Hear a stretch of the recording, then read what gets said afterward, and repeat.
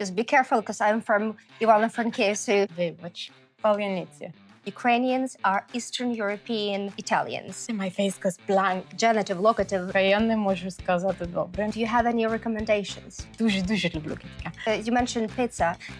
Так. How many times have you practiced this word before coming to the interview? We went into Bakhmut with the British volunteers. I know I'm there for something. Оля, неймовірна вчителька звідти. Hello, everyone. Welcome to Besida, a space where we learn Ukrainian through language and professional conversations. My name is Oля Lupulyak, and I am delighted to welcome Federica De Caria, a video journalist and producer at The Times and The Sunday Times, based in London. She creates short documentaries and video reports on current affairs, international conflicts, including the war in Ukraine. And Federica, you've been learning Ukrainian for quite a while. Трохи, так. And it gave you perspective on the country and the language. Вітаю! Дуже дякую, що ти прийшла на бесіду. Як справи? Дуже добре, дякую вас. Я дуже щаслива, я тут. Дякую. В мене теж все добре. Як ти переносиш погоду? На вулиці спека. Я з Італії. В мене ДНК. Це... Federica, I know that you travel to Ukraine quite often. And can you share your experience about your first trip and whether you had any expectations about Ukraine? So my very first trip was in the winter of 2022, around the end of November, I think. And it was actually one of my very first time covering conflict. I had tried to prepare the best I could, but of course I wasn't quite ready for what then came. But my first impression was of surprise, I think, because I noticed how alive Ukraine was. So we came in through the west and I saw Lviv for the first time and I saw Kyiv. I was not expecting quite such an alive place. And I was so lucky. Our local producer was so enthusiastic about the fact it was my first time in Ukraine that we arrived to Kyiv really late after a long drive. And she asked me, have you ever been here? And I was like, no, it's my first time. And she brought me to Maidan Square straight away. It was 11 p.m. It doesn't matter. She just said, no, you need to see it. I got such a warm welcome. It was meant to be for me to like Ukraine and Kyiv, really. During your first trip, you went to Lviv and Kyiv? So we entered through Lviv and Kyiv, but actually my very first trip was to Bakhmut. We went into Bakhmut with the British volunteers that was helping evacuating people from the front line. So we spent a lot of time in Dnipro as a base, and then we were going back and forth into Bakhmut and Zabatmutka and Soledar and all those places that would have been unfortunately taken by Russian, I think a few months after, maybe. And is there any place that stole your heart? Just be careful, because I'm from Ivano-Frankivsk, so... I've never been to Ivano-Frankivsk. Apologies. I think actually Kyiv stole my heart straight away. Bakhmut was in ruin at the time, so it was more of a shock, to be honest, to see it. But Kyiv was, it was incredible. It was snowing the first time I actually saw it. So other than slipping and sliding. And I remember staying near the Andreevsky descent, which every person will tell me that is the most touristic place ever. And I'm fully aware. I'm ashamed, but I still love it. Walking around the Andreevsky descent in Kyiv became my way to decompress after assignments. So I have a particular love for Kyiv. Yeah. Have you noticed any similarities between people from the UK, Italians, and Ukrainians? Because in Ukraine, we say that Ukrainians are Eastern European Italians. I would agree completely. It took me a while. I actually think that I started noticing the similarities a lot when I started also like traveling more to Ukraine and learning the language. But definitely the values that Italians have around food and families and the care that they have around those moments, they are absolutely the same. With the British, I'm not sure. I'm not 100% sure. I find also Ukrainian very... in a nice way, though. To me, it's nice. Maybe because I'm Italian. Very direct. But I like direct communication. I like no wasting beat around time. the bush. Yes. Not wasting time when you communicate. Yes. Do you think that people in the UK or in Italy have any misconceptions about Ukraine? I think that was also what contributed to my sense of surprise when I entered first. So I think that when people think of a war zone, they picture this Syria-style bombarded from Assad or Gaza, maybe like all to the ground completely. Whereas Ukraine is a very different place in a Mhm. way. And you do see the war. I'm not saying by any means that Lviv, Kyiv, or all the big city are the most safe place to be. But what's incredible is that life is still happening. And I remember being in these restaurants in the Dnipro, which also became one of my favorite places to get pizza from an Italian. So you should definitely go. And there was a blackout, unfortunately, that night. Right. But the place was all illuminated with candles, incredible atmospheres, and there was this gigantic table celebrating a birthday party. And I was just struck because it was, I think, my third day in Ukraine, all in all. And I was not expecting that. Then, of course, when you get to other places more to the east, Bakhmut was definitely what you think war looks like. Ukraine has different Well, it's a shapes. massive Yeah, country. exactly. I think that people don't realize that. Yeah. I think that people don't have the scale of the country, the geography of it, and so on. Quite right. Yeah, well, clearly nowhere in Ukraine is safe, No, but yeah, definitely. the That's what I wanted to also like make very clear. I'm not saying that the cities are this like place where nothing happens. We've all seen the gigantic attacks that happen. So yeah. And you mentioned pizza. And Yeah. what do you think about Ukrainian coffee? Because people from Lviv take pride in I their know. coffee. And what do you think? Approved. Okay, approved. Good, good. So you went to Ukraine in 2022. You were impressed, surprised. You had lots of different emotions going on. And what made you want to learn Ukrainian? Was it because you had to for work, or maybe you were emotionally touched, or maybe a combination of things? Yeah, it's all of those really. First of all, I do know the importance of language to understand the culture and understand people. By trying, at least I would get to understand deeper. And how long have you been learning Ukrainian? A year and a half with you, and it's been great. And what is your favorite word or phrase? Перше улюблене слово це наполеглива. Ooh, Тому okay. що це я. Okay, так. Але друга це слова, яке я не можу сказати добре. Ну, вибач. Паляниця. Я думаю, це дуже добре. Паляниця. How many times have you practiced this word before coming to the interview? Багато. Because it sounds very good. I've asked all my friends to like, can you please help me out with this thing? No, I love the use of the word because Ukrainian is a symbol of this fight in itself. Like the use of the language is a symbol of the fight in itself. And so I really learned to love this word because of the function that it had. And how challenging is Ukrainian for you? Although Ukrainian has some similarities with Italian, and Italian has a complex grammar, not as complex as Ukrainian, the cases and everything. It motivates me instead of putting me down. Like I enjoy the challenge. Yeah. And I know it's not perfect. I know it will take me ages. I'm very shy at trying to communicate in Ukrainian, even with my friends. And I know that they don't care when I make mistakes at all. It's hard. Yeah, some people say that Ukrainian is like a puzzle. It's funny because in your head, you're trying to put together a phrase and then you're like, oh, what's the nominative? And then, wait a moment, but this is the function. But in all of these, you're meant to actually say it. So you just like stare.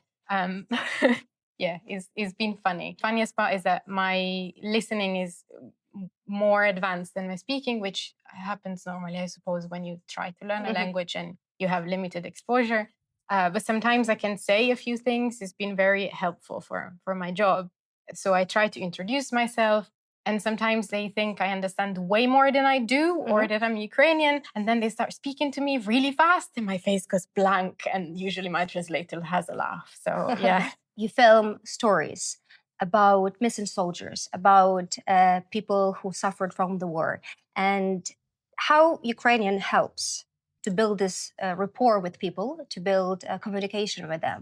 Does it help at all? I think it does very much. The first time I went, we were working with a person that spoke Ukrainian and a bit of Russian working at the front, but spoke mostly English. I feel like every time I try to introduce myself in Ukrainian, that being correct or not, is just perceived as an intention, at least, to an openness to understand and a try. So that sets the feeling in general for the situation. And I think it might help people relax just because you're at least trying.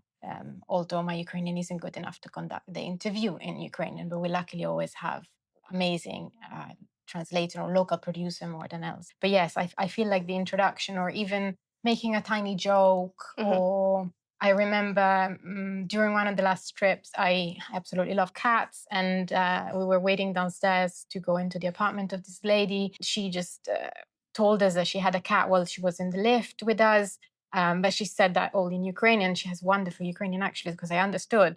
And my face went like, oh, no, don't worry. Я дуже люблю кицька. It's fine. And she just laughed because she didn't think I could understand it. And then we kind of had an introduction, and it just, it helps warming the atmosphere a little more. So you've been learning Ukrainian for a year and a half, and now has your perspective on the country or its people changed? I guess a little. You have a really beautiful specific language, verb to say this exact thing that needs a lot of words in English. Podarovate, right? You have like to give a present to is beautiful, or all your verbs of movement that I find incredibly hard, but that means something very specific, whether you go by transport or on foot. It's just one word. It's like unidirectional, multi-directional. And all the things that I haven't learned yet with all the prefixes and everything. It's just, I love the specificity of it. And you understand a little bit on how people think through that. So I guess I've learned a little more about that, but I'm way behind in my studies yet. What kind of content do you normally film in Ukraine? The past two videos I've done, for example, there were short documentaries. One was more focused on a military operation.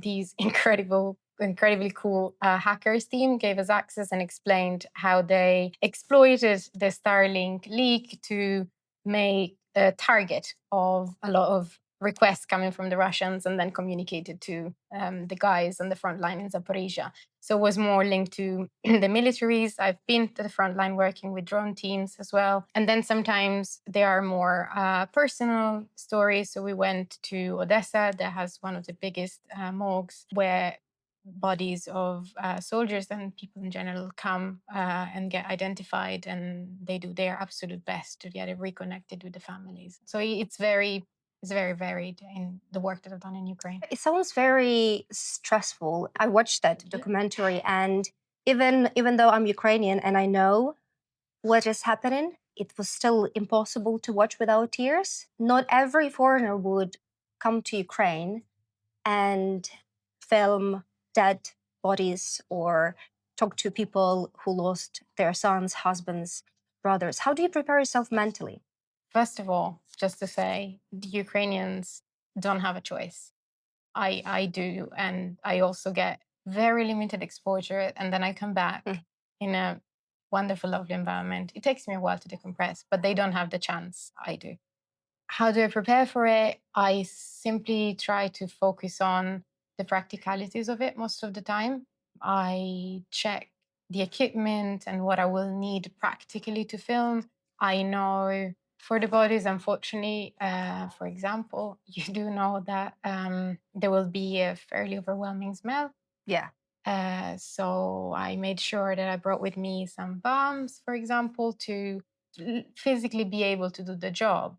And by trying to imagine what I need to do, I think I process things. It's harder. The camera is my focus, and it protects me in a way, because I know I'm there for something, and I just focus on that. There are moments that sort of break through because I'm not prepared for it. They just happen, and you just need to take them in. So there have been moments like that, but it's my job. So. Well, thank you very much for doing this, because it's important for Ukrainians to spread the word. Ukrainians do it. We have no choice. But thank you for spreading the word about Ukraine and all these stories. People like you really help us. And can you share any story that was really difficult to film in Ukraine? The documentary mentioned before that we filmed in Odessa, there was one moment that was absolutely not planned. We actually went to these demonstration for the missing. They have this Sunday demonstration. We met a few people. We talked to a few ladies there. And one of them, knowing what we were filming for and the reason why we came to Odessa, said to us, listen, there is a funeral of a soldier that has been recently identified tomorrow. If you want, we can contact the ex-wife and the family and ask them if you can film them. They said yes. And so we found ourselves filming these very small funeral. There was a moment in which two daughters, because he had two teenage daughters, and the wife got closer to the coffin and they broke down. And I was just pointing the camera at them, and it felt really private. It felt like I was violating something. Luckily, I was fairly far away. The funeral was very small, so if they had wanted to stop a camera filming, they could have just signaled it. The hardest point was that we hadn't met them before. So we just arrived at the church. They arrived later and the funeral started. We didn't have the chance to introduce ourselves, which is usually what we do before filming. But in that case, we didn't have the chance. We knew that we could film. I think I found closure afterwards when we finally managed to just introduce ourselves. The mom and the two daughters both gave us a hug. And so I felt like I wasn't there violating their space completely. It all broke into laughs, standard Ukrainian style, when after the really sad interview we did in their apartment, one of the younger daughters was like, can I have the link of this later? Yeah, it was just like a moment in which the ice completely broke because it had been a really heavy interview. And Yeah. the fact that she just asked and she just said, listen, I'm really hungry. I need to go to the kitchen, but can you please send me the link of this later? To me was just like, oh. Amazing how strong people are, and They are incredible. And I think yeah. that that's what keeps me going and doing my work, because I'm just there trying to tell those stories the best I can, but they're not mine. And so I'm just very privileged that they trust me, and the language helps in building the trust. You know, when I watched that video, I shared it with a couple of friends. Some of them obviously said that it was heartbreaking, but others just couldn't watch it. They probably watched the first 2-3 minutes and that's it. They said, well, I can't watch it. Imagine what it's really like in Ukraine when your brother or father is missing, missile attacks, and your whole family is in danger, and you still have to keep living. And this is very crucial for us Ukrainians and for people who support us to share these stories. Well, thank you, but particularly thanks to them, because I'm fully aware of how invasive sometimes a camera can be brought in, and I'm always very surprised that people actually choose to let us in. So now we can go back to a positive side, Yes. speaking Okay. Ukrainian. And what would you recommend to people who are learning Ukrainian or they want to learn Ukrainian but unsure? Do you have any recommendations? Оля, неймовірна вчителька звіту. Thank you. Thank you very much. But No, from the perspective of a person who... what I found really helpful, definitely classes. Absolutely. I think learning the grammar and the basis of it is been much needed, particularly for Ukrainian, because it has this complex grammar. I've listened to podcasts. I found it really, really useful, particularly because I know that people are short in times often. And I just put them on while I'm on the tube, while I'm walking. And I read sometimes. I try to read some news on Telegram and just practice that way a little bit. And then occasionally I try to practice with friends or, the advent of AI. If you're shy like me, you can talk to an AI app a little bit just to help yourself. Yeah. And normally it gives a good feedback. Oh, no, they gave great feedback, Yeah. actually, because he corrects every time, and I spend more time reading my feedback than actually speaking. Yeah. Okay, and one last thing that I would ask you, can you finish the sentence? Ukraine taught me that... Taught me that no matter what happens, you can always find the strength within yourself to go forward. Federica, thank you very much.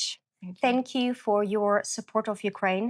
Thank you for sharing all these stories. about Ukraine, about Ukrainians, and about their resilience. And most importantly, thank you for your brave heart and your courage. It's very little compared. I'm very grateful to all the Ukrainians that welcomed me along the way. Is there anything that you would like to say to Ukrainians or people who are learning Ukrainian in Ukrainian? In Ukrainian, you might need to help me with this one. Ну, дякую, що дуже тепло прийняли в Україні. Дякую.